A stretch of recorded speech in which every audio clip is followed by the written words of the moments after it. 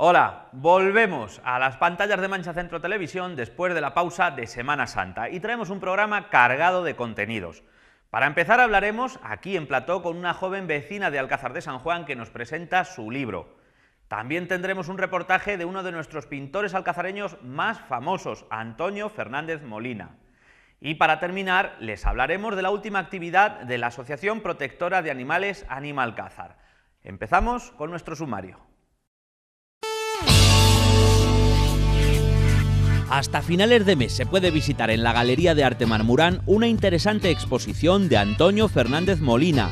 Nosotros lo hicimos acompañados por la experta en el pintor alcazareño María Reguillo. Hoy nos acompaña en el plató la joven escritora Laura Moraleda para presentarnos El lado oscuro de la psiquiatría, una intrigante historia con la que debuta en el mundo de la ficción.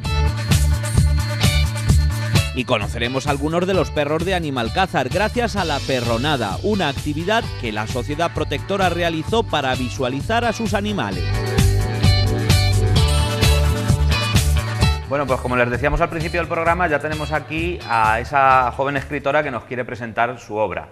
Vamos a saludar ya a Laura Moraleda López. Muy buenas. Hola, muy buenas, ¿cómo están? Aquí quería, presentar un poquito el libro y comentar demás cosas que suceden en él. ¿Nos dejas un momento para que lo vean? Sí, esta es la obra que nos quiere enseñar, para la que vamos a hablar hoy. El lado oscuro de la psiquiatría. El lado oscuro de la psiquiatría. La verdad es que ya simplemente el nombre ya inquieta, ¿no? Un poquito. Esto va de una joven que estudia criminología, que quiere ver casos de psiquiatría, ¿no? Y según nos cuentas en esa sinopsis, se mete en problemas. De hecho, sí.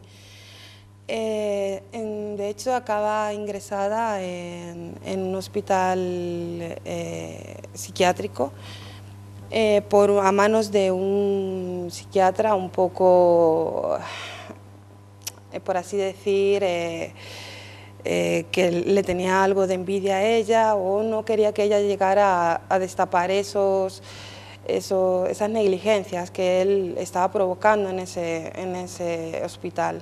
Un personaje oscuro totalmente, sí, ¿no? Desde luego. ¿Y cómo transcurre, sin destriparnos la historia, qué es lo que le pasa a ella? ¿Cómo llega a ese psiquiátrico? ¿Llega sin tener que llegar, por accidente o cómo? Ella empieza a investigar con una amiga de la universidad.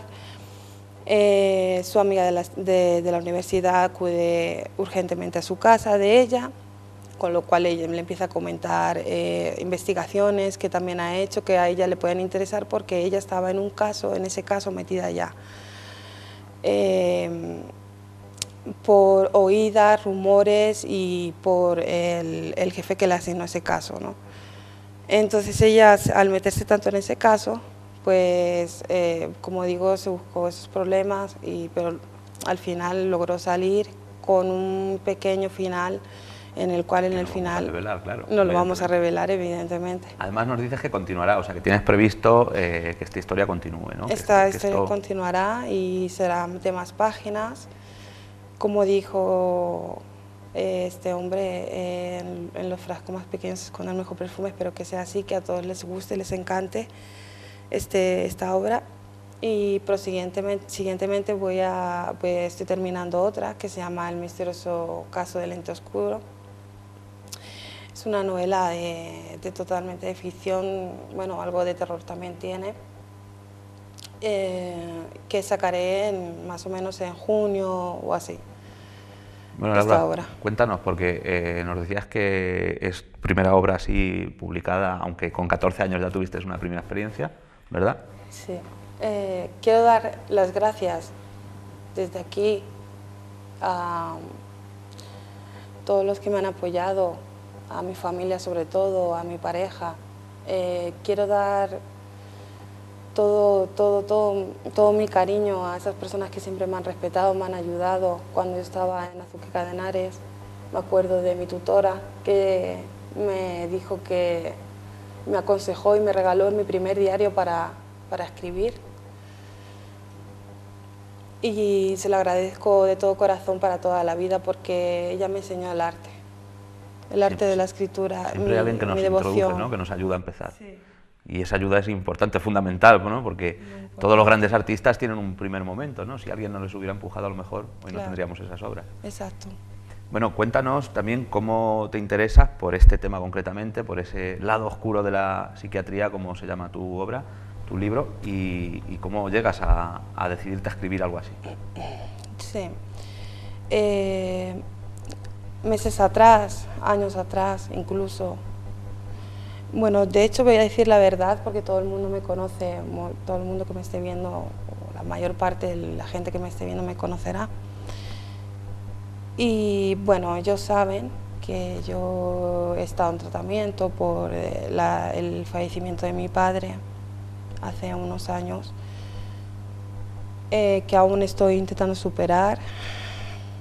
Y bueno, yo agradezco también al apoyo al hospital el universitario de Ciudad Real, que también me ha ayudado a echar para adelante. Y gracias a ella, a esta persona tan importante, que no voy a decir su nombre porque a veces se dice el pecado, pero no el pecador. Y ella sabe quién soy. Ella me atiende casi todos los meses, de allá para cuando, habla conmigo y es muy cariñosa, me da muy buenos consejos. Ahora los aplicaré aquí, ahora si me permite, luego más tarde. Y es un poco de esa experiencia que viviste, por lo que te interesa, porque tú también me contabas que siempre te ha interesado mucho la psiquiatría, que incluso sí, de manera autodidacta te has intentado formar, aprender sobre el tema, ¿no? Sí, he intentado estudiar por mi cuenta durante muchos meses, por las noches, incluso no dormía, una psicóloga lo sabe, porque yo se lo conté. Y siempre, bueno, yo no quiero atacar a nada, ni perjudicar a nadie, ni tampoco alzar a nadie. Simplemente que en todas las instituciones, en todos, siempre, o en cualquier empresa, simplemente, siempre va a haber personas que se apliquen más en su trabajo y personas que no les guste su trabajo y simplemente lo hagan por el dinero, como puede ocurrir en un hospital psiquiátrico o en una planta de psiquiatría, que hay algunas personas que no les gusta el trabajo y otras sí, entonces esas lo hacen con el corazón y a mí me han llegado mucho. Claro, siempre trabajamos por un sueldo, pero evidentemente hay profesiones en las que tiene que haber algo más, ¿verdad? Una devoción, por lo menos, o un interés que se haga con el corazón. Bueno, ¿y sí, qué más nos puedes contar? Llega un día en que decides sentarte y escribir esta novela, que es ficción, nos contabas, que no está, aunque tengas tus experiencias, no está basado en ningún caso concreto, ¿verdad? En algún hecho real, sí, de hecho. Hay hechos que sí, que son... Hay hechos que son reales, como por ejemplo el hecho de la atalaya, ocurrido en aquel año, no lo voy a descifrar todavía, y bueno, es básicamente que hay cosas que son reales, como las terapias de electroshock, las terapias TEC, o que me preocupan realmente, porque creo que aún se están utilizando en algunos países del mundo. No estoy a ciencia cierta, no lo digo a ciencia cierta seguro, pero cuando lo tenga a ciencia cierta seguro, porque yo soy de investigar mucho, de mirar por aquí, por allá, y cuando lo tenga, lo sacaré a la luz. En la segunda parte En la segunda parte. ¿Se llamará El lado oscuro de la psiquiatría 2 o tienes pensado algún título? Todavía estoy en otro proyecto, en el siguiente proyecto, que es el que hemos dicho, El lente oscuro. Y hasta que no termine ese, porque estoy un poco apretada de tiempo y demás, no podré sacar el siguiente, pero prometo que lo haré. ¿Y ese lado oscuro, perdón, ese otro trabajo del que me hablas, nos puedes contar algo? ¿O sí, está todavía muy cogido con hilos o cómo lo tienes? No, por supuesto, no, sin problema. Bueno, el protagonista o la protagonista o las protagonistas son las tres hermanas Elianas de la muerte, perdón, que en la religión, en la religión romana, mitología romana, perdón, que no me salía, estaban, no sé si la romana o la griega, era la que llamaban a la parca, a la muerte, las tres Elianas de la muerte. ¿Y qué pasa con esas tres? Estas tres Elenas de la muerte son el protagonista de esta historia, la cual van contando, bueno, pues un poco las almas que se va llevando, cómo se las va llevando, de qué manera, y ya le pongo un punto. Son temas que también yo creo que interesan un poco a todo el mundo, ¿no? Porque nos guste o no cierto tipo de literatura, la muerte yo creo que al final nos inquieta a todos, ¿no? También. Sí, de hecho sí, pero yo tengo un ideal con esto, ¿no? Por ejemplo, en el libro lo dice, ¿no? Soy el más sincero de los entes que podéis encontrar, como ángeles, arcángeles, almas, dioses. Soy el único que sabéis que existo, aunque no me veáis. En esas palabras las plasmo ahí en el libro, están plasmadas ya. Bueno, ¿y para cuándo prevés más o menos? ¿O todavía no tienes fecha? Más o menos junio, julio, no creo que tarde mucho. Podremos volver a hablar contigo de otra obra. De momento lo que tenemos es este lado, vamos a volverlo a enseñar, este lado oscuro de la psiquiatría, de Laura, que es una vecina de Alcázar de San Juan, que comparte vecindario con nosotros, y que podemos encontrar este libro. ¿Dónde podemos encontrar esta historia? Quien quiera verlo. Podéis encontrarlo en Google, poniendo mi nombre o bien el título del libro, o bien contactándome a mí. Luego dejo un número de teléfono, porque yo suelo hacer envíos más baratos a 7,95. El libro está por 10, yo lo suelo hacer a 7,95 los envíos. Y esto también lo hemos visto, por ejemplo, en Amazon, o sea, que está en grandes plataformas. También. Que hay una forma que cualquiera podría acceder en a él, Amazon, ¿no? sí, también. ¿Y cómo fue el conseguir que alguien edite una historia? Porque hoy en día es muy difícil, incluso para escritores consagrados, es difícil conseguir que una editorial saque adelante una obra. ¿Cómo lo hiciste? ¿Cómo hiciste? ¿Fue una autoedición? Yo la escribí, yo pasé el manuscrito a esta editorial, que no estoy muy contenta. Bueno, le puedo dar la gracia porque si no, no estuviera aquí. Y bueno, pues... perdona, ¿me puedes repetir la pregunta? No, te decía que, por ejemplo, para jóvenes que hayan escrito, que quieran también publicar su obra, ¿cómo lo hiciste? Les recomiendo que, primeramente, si van a escribir, lo hagan con cariño, con todo su amor, que expresen su rabia, su dolor, todo lo que sientan y lo plasmen en unas palabras bonitas y bellas, que todo el mundo pueda apreciar y saborear con ese punto que le podemos dar todos. ¿Es difícil publicar?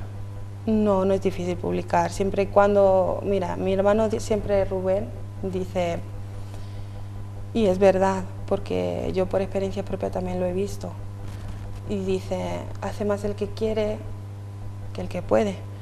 Entonces, quien quiera puede hacerlo, no hay límites, nadie te puede decir, o sea, es decir, si a mí, por ejemplo, o a cualquier persona, yo eso lo que no soporto son las injusticias y las envidias y esas cosas.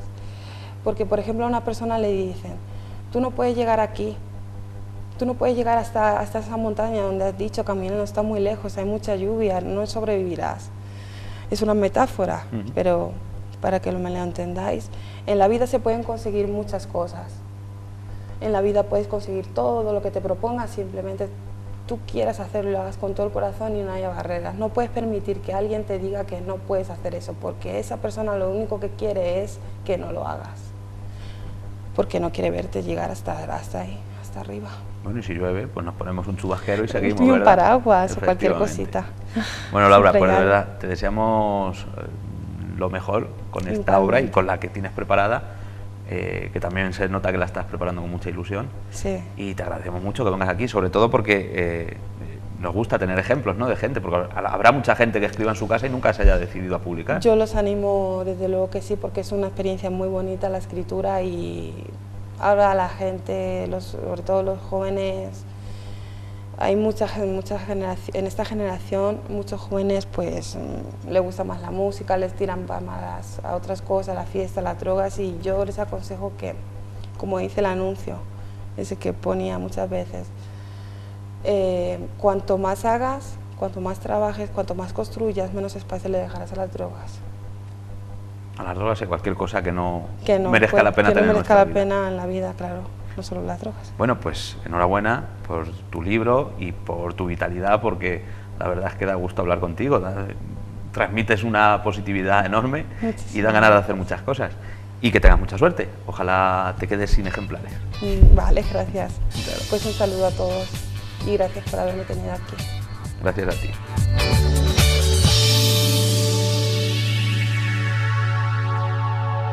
Vamos a continuación a ver un reportaje de la última exposición que está teniendo lugar durante estos días en la Galería de Arte Marmurán. Esta vez el protagonista allí es Antonio Fernández Molina, un poeta pintor. Y qué mejor manera que visitar esta exposición que de la mano de una de las expertas, también de nuestra localidad, en esta figura de Antonio Fernández Molina. Visitamos la exposición con la doctora en Historia del Arte, María Reguillo.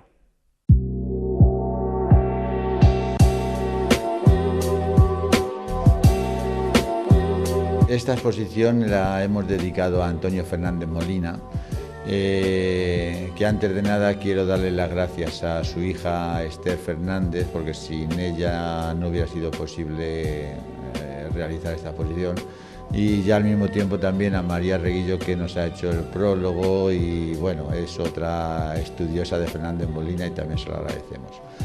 Luego ya Antonio Fernández Molina pues es uno de los pintores nacido en Alcázar, que siempre hacía gala de haber nacido en Alcázar, pues de los que más, digamos, nos llevó el nombre de Alcázar por la geografía española, porque él cuando se fue, que se viajó bastante, por ejemplo, cuando estuvo con Camilo José Cela en Mallorca, ¿sabes? Pues allí hizo una labor bastante buena. Con Miró también aprendió la obra gráfica, serigrafía y demás. Aparte, pues bueno, estas exposiciones grandes que hizo en la Galería Juana Mordó o con el Grupo Cobra, incluso otra exposición que también esa fue de escritores, pintores con Camilo José Cela, con Buero Vallejo y Gómez de la Serna, o sea que fue también una exposición que esa no todo el mundo lo sabe, o sea que sí. Y entonces, pues bueno, pues te quiero decir que la figura de Fernández Molina yo creo que ha sido muy importante, incluso ya de lo último estuvo lo presentaron para los premios Príncipe de Asturias, o sea que estuvo propuesto, o sea que ha sido un personaje dentro a nivel nacional e incluso internacional, porque lo nombraron patafísico en París, o sea, un personaje, ¿sabes?, muy importante y que nació en Alcázar. Entonces, por eso quiero que le demos la importancia que tiene, que aquí parece que cualquier sale pintando aunque no sepa dibujar y ya somos. Entonces, quiero un poco dejar eso, que seamos un poco conscientes de las exposiciones y de los personajes que traemos, que por lo menos son exposiciones interesantes, por lo menos para nosotros.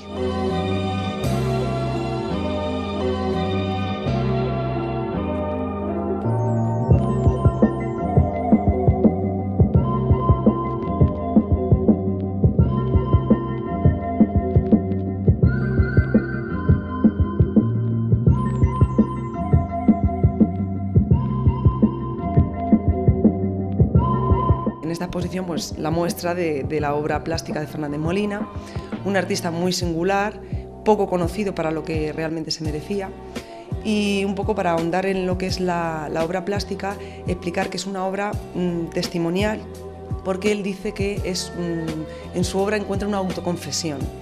Es decir, en la hora de crear, supuestamente le afloran recuerdos que plasma en su pintura, por eso se reconoce en sus propias obras. Un ejemplo de esto sería la aparición de los peces, ¿vale?, que nos hace la referencia a Alcázar de San Juan. Él escribe un artículo que se llama Las tortas de Alcázar, donde dice que la primera luz que él reconoce desde que nace es la luz que vio nada más nacer aquí en este pueblo. Bueno, pues cuenta que a los 3 o 4 años él va de la mano de su niñera y encuentra un estanque con peces. Él se intenta meter a rescatarlos, era su idea, y termina mojándose él y metiéndose en el estanque. A partir de este momento el pez se convierte en un referente plástico de la obra de Molina y con él siempre rellena, dice, las composiciones. En esta línea de autoconfesión hay que destacar que es muy importante su etapa infantil, por supuesto, como hemos dicho anteriormente con la figura del pez. Él pinta recordando cuando era un niño, es decir, utiliza la imaginación y la fantasía de un niño precisamente porque dice que eso le refugia de los aspectos desagradables de la realidad. Y además esta imaginación y esta fantasía le permite multiplicar elementos, de ahí que aparezcan dobles caras, y al mismo tiempo invertir y oponer los elementos. Por ejemplo, aparece, lo vemos aquí, un pez tipo automóvil o pez cielo, ¿vale? Invierte. Por otro lado, explicar que Antonio Fernández Molina hizo, al igual que la línea de artistas muy conocidos con el que él tuvo contacto, por ejemplo Joan Miró, pero concretamente yo lo comparo en la publicación que hice con Salvador Dalí, porque se preocupó mucho en cosechar una personalidad externa. Él quería marcarse como artista en un contexto de los años 50 donde se consideraba extravagante, no era muy reconocido, y entonces lo que hizo fue adquirir dos elementos clave para su indumentaria. Uno de ellos era la corbata, muy en relación con su literatura, que es uno de los poemas, que es El cuello cercenado, remarca un poco el cuello donde cuelga la corbata.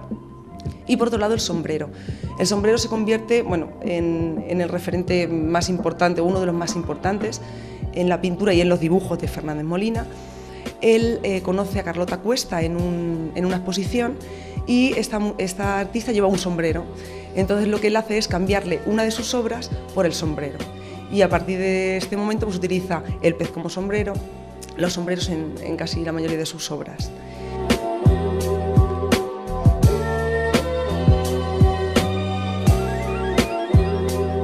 Es una recreación sobre la obra de Fernández Molina, porque hay incluso algunas obras del 70 y tantos, otra, incluso hay algún cuadro de que estuvo en la exposición de Juana Mordó, o sea que es un fiel reflejo de toda su producción. Entonces, y luego difícil, pues no, porque hay muchos cuadros, ya te digo, que son de la colección de su hija, otros son nuestros, entonces bueno, pues hemos conseguido una exposición, yo creo que bastante importante para una persona que ya está fallecida. Antonio Fernández Molina no hay que olvidar que es un poeta que pinta. Y el tema de la tesis es crear la poética, es decir, el proceso o los pasos que el artista sigue a la hora de crear la obra plástica, pintura y dibujo. Para ello había que empaparse de la literatura. Y su literatura es innumerable, grandiosa, vamos, inabarcable. Entonces he tenido que releer una y otra artículos de prensa, poesía, ensayos, y a partir de ahí he creado y entresacado teorías que me han hecho poder explicar en qué se basa la pintura y los dibujos de Fernández Molina.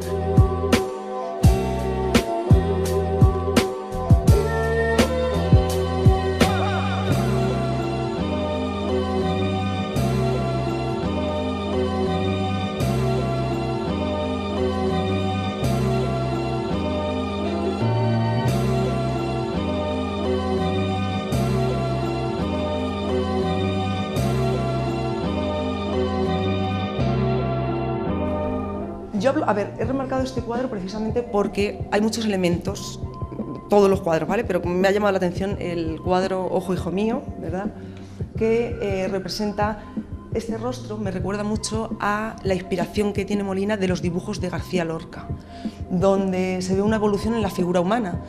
Hace al principio troncos esquemáticos, personajes muy esquemáticos, luego evoluciona hacia las figuras globo ascendentes y por último la figura del maniquí, muy en relación con otra de las teorías que él aporta, que es el escaparate.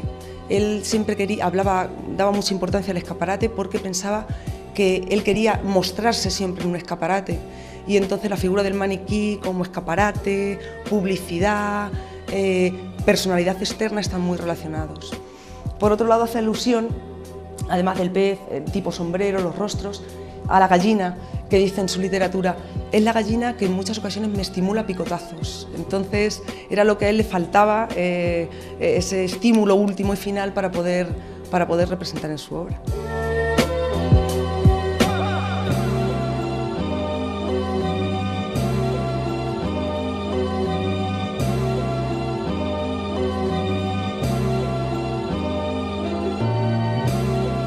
Otro de los aspectos más llamativos, quizá el más que llama al espectador, son precisamente los colores, y son además colores llamativos que se vinculan a muchos aspectos. Lo primero, al aspecto infantil.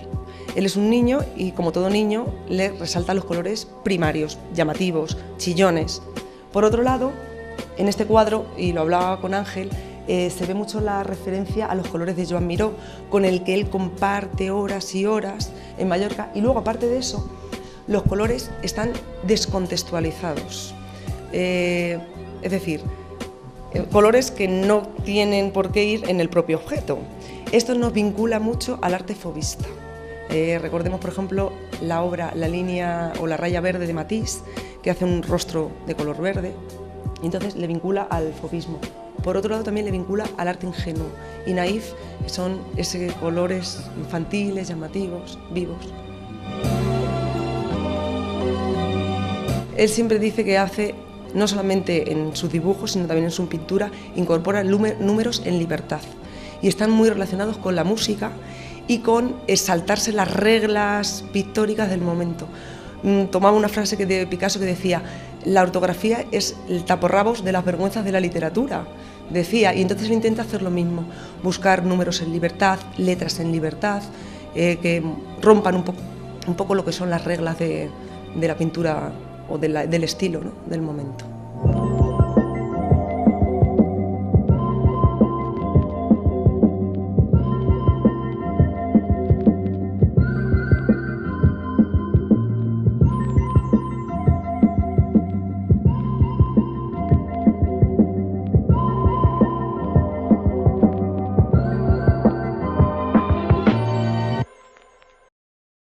La labor encomiable que están realizando en Animalcázar seguramente no podríamos pagarla si tuviésemos que hacerlo. Los voluntarios de esta protectora de animales es continuo y en cada momento están pendientes de todos esos pequeños animales, compañeros, gatos y perros que son abandonados en nuestras calles. La última actividad que realizaron para dar visibilidad precisamente a sus animales acogidos en el refugio ha sido la perronada, un paseo por la calle Castelar con todos esos animales.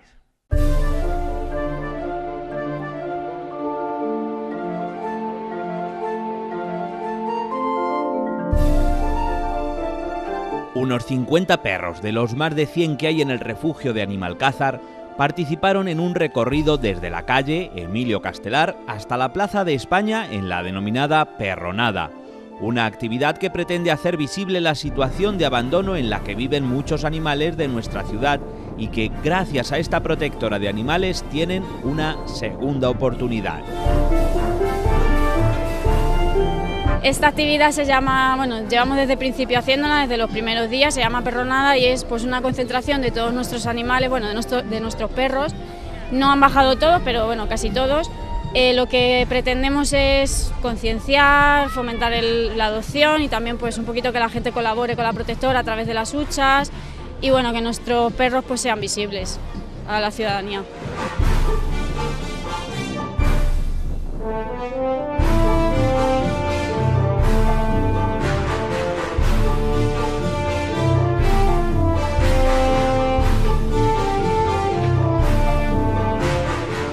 Hacer visible a los perros, a la concienciación de que hay que adoptar todo aquel que pueda y le tenga cariño a los animales, en este caso a los perros, que pueda adoptar un perro en su casa, sobre todo que no los abandonen, que también creo que es lo principal, que concienciar que si alguien tiene un animal, una mascota, que debe de cuidarlo, que debe tratarlo como si fuera uno más de la familia y que cuando lleguen épocas estivales donde parece que estorba un poco, no abandonarlo, porque al final a la sociedad nos cuesta dinero y gracias a la protectora que tenemos en Alcázar de San Juan los tenemos más o menos decentemente protegidos, pero habrá otros que no será el caso y que estarán en pésimas condiciones.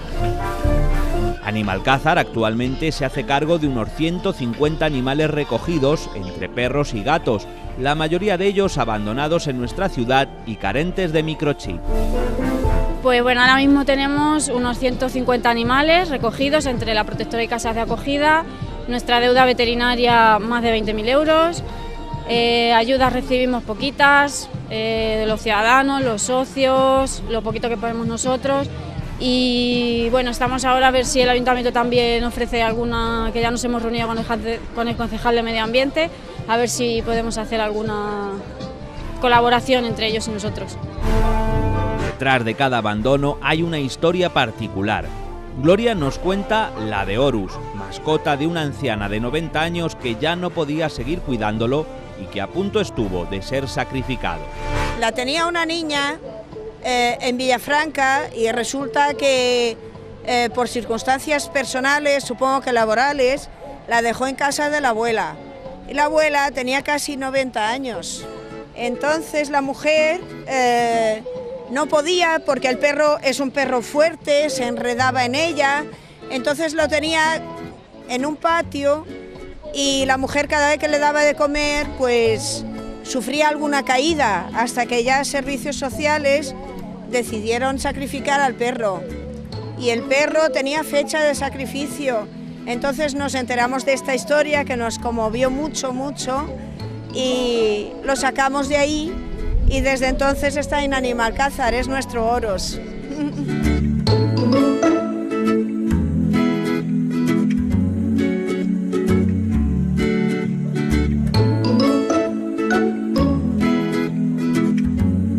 Así está de guapísimo, porque es un perro noble, bueno, cariñoso, lo que pasa es que es un perro muy joven y con mucha fuerza, ideal para quien quiera sacarlo a correr, de paseos y demás.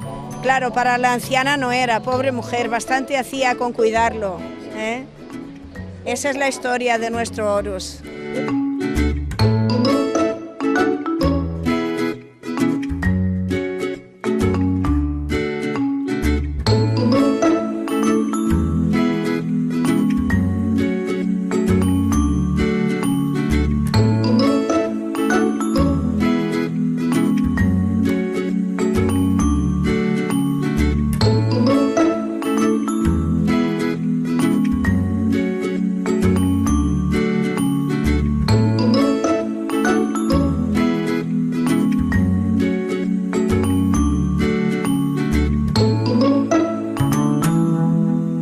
Animal de compañía que debe ser protegido, que tiene que estar con la familia, que cumple una labor, aparte de compañía, también una labor educativa y bueno, pues yo creo que es importante que se pueda visualizar. Pues la mayoría son de aquí de Alcázar, los abandonan en la calle y nos los encontramos tal cual vienen, algunos con microchip, pero o vienen o se lo han quitado o vienen blanco, no sabemos de dónde vienen y la mayoría están sin chip, o sea, los sueltan y aquí se quedan en las calles. Venimos a por ellos cuando nos dan el aviso y bueno, intentamos darles una vida mejor.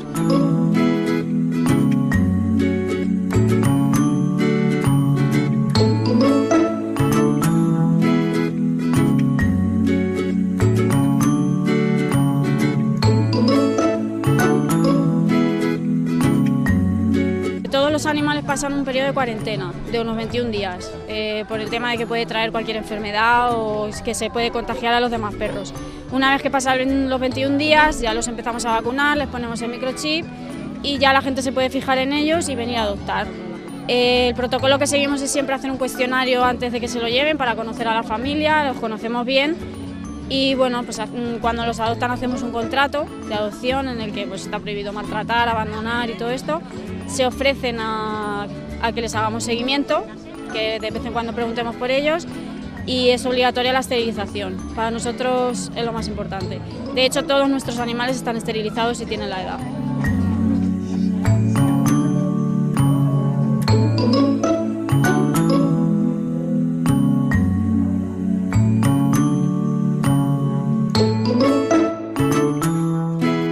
Abandonar a un perro es condenarlo a una muerte segura, siendo más probable que termine sacrificado antes de tener una nueva oportunidad y encontrar una familia que realmente lo quiera. Por eso hay que ayudar a Animalcázar y empezar a concienciarnos en contra del abandono de estos seres tan geniales.